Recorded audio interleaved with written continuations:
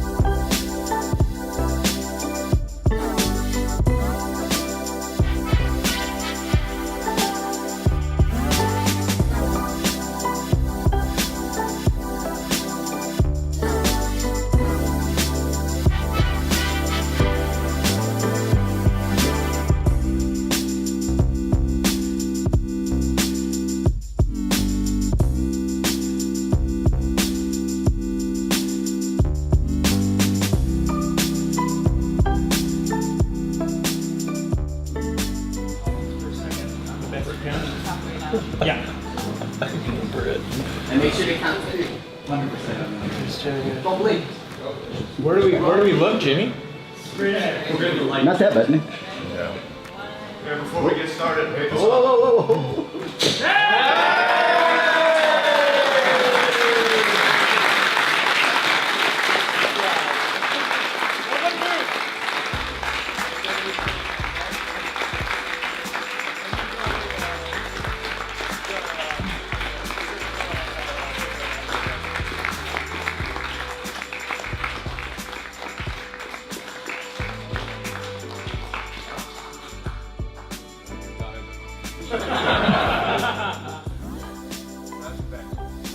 There you go.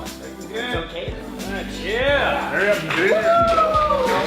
See, when I opened this club, I had a few things that I wanted to prove. And chiefly among those is the idea that you can get a black belt in a lot less than 10 years, and that's without necessarily having to be like a full-time jiu-jitsu athlete who takes steroids and trains twice a day and all that. I just wanted to prove that, for lack of a better term, the average person who just attends class on a regular basis but commits to training intelligently could get a black belt in 5 or 6 years. And I think there's no better example of that than Rory. So thank you for proving me right. You know, Rory's always been really focused on training intelligently and just on improving. One of the things that you'll notice if you have a chance to train with him is that he doesn't come in here and roll to win. He just tries to figure out how to make things work better. And in that sense, he's become kind of like a perfect training partner for, well, for a lot of us, but for me in particular. So that's definitely something that reflects, I think, both on Rory as an individual and on us as a club and what kind of atmosphere we try to foster. He's really passionate about helping others improve, which I think is another thing that's really huge about our club and about what we try to foster in the jiu-jitsu community. And like the amount of times that I've seen Rory in here working with, you know, brand new white belts all the way up to, you know, experienced brown and black belts that come and visit us. And every single one of those people has left here a better Brazilian jiu-jitsu practitioner, martial artist, whatever you want to call them. They've left here better as a result of working with Rory, so I'm extremely proud of that.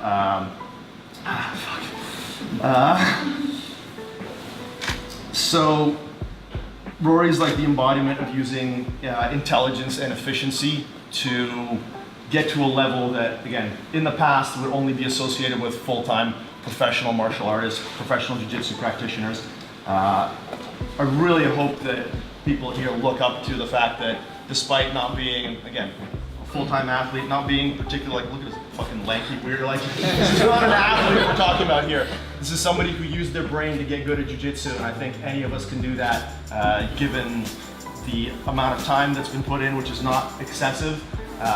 Rory has drastically increased his commitment to jiu-jitsu recently, which has put him over the top. Anytime he's wanted to know where he needs to get to improve, he's asked me, and he's worked within the parameters that I've given him. So in that sense, he's also like an amazing student. And you guys can take that from anybody who's not sure what they need to work on in here to get better. Just do what Rory does. Ask me, I'll tell you exactly what it is, and if you just put in the work, you're gonna get way better. So yeah, that's stuff I wanted to say about Rory. And he is the first person to go from white belt to black belt at Island Top Team. So in that sense, he's almost like my first black belt. So that's why I'm trying not to fucking cry now. So yeah, thank you, Rory, for becoming my best training partner and for allowing me to improve in a way that I didn't think was possible from having a jiu-jitsu club in a little town like Nanaimo. So that is largely due to you, and I really appreciate that and everything you brought to the club. So.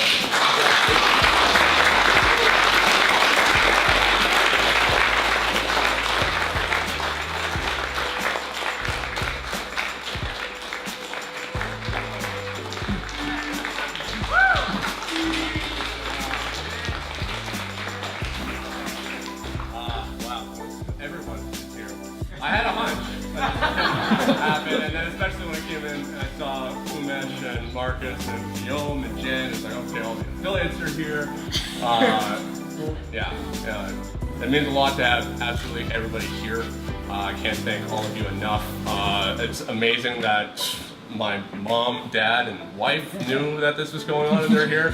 My mom and my dad I'd love to thank for teaching me work ethic and helping me and providing me with every opportunity that I could have ever asked for in this life that has allowed me to be successful. My wife, Katie, for constantly supporting me and understanding that dinner time and lunchtime at regular hours is just not a thing with jiu-jitsu, and for constantly supporting me with that. All you guys, from obviously having like Cal and Rob and Matt as higher level training partners that have helped push me to those next levels. Jimmy, where the hell is Jimmy? Fuck, man. Jimmy is who I trained with before I tried to train with Rob when I was in between schools. When I trained in personal first, it shut down. Jimmy helped keep that spark alive and kept me training for a year or 2 years before we started. Yeah, 2 years before training with Rob. Without Jimmy, I might not even have continued doing Brazilian Jiu-Jitsu just because I didn't have much of an avenue from that. And then obviously John Punt had Impact MMA and it gave another mat space that I was able to go to, so thank you, John. Kevin for being there to help me with the YouTube stuff and being able to allow me, always giving me his time to allow me to work on these other endeavors. And then everyone else that I've trained with, like you guys have helped me develop in other specific areas, and even the newer white belts who have shown enthusiasm to come watch me teach. That has always motivated me to try and be the best that I can. To even just asking a specific question one day. It makes me have to think on the spot right there and problem solve, and it's always helped me, it's always driven me to be the best I could be at jiu-jitsu. And then obviously Rob has done absolutely everything to support me, even as we have moved from just the typical student-teacher relationship to actually being partners working on the online academy and me working for him, helping him run the school. He has never shown an authority or treated me like an employee underneath him. He's always treated me as an equal.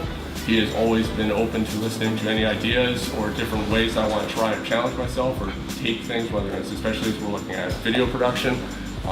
He's always encouraged me to try and be the best that I could be. Obviously getting promoted under Rob means a lot because he's got high standards, as we know. I think especially during these times where martial arts, other belt ranks can be significantly easier to get than something like Taekwondo or Karate. I'm going to have to explain that to people on Facebook that don't train Jiu-Jitsu and know why this is so significant. Training Jiu-Jitsu under Rob, to me, is the equivalent of getting a degree basically in Harvard compared to, say, a degree at Vancouver Island University. They obviously need some.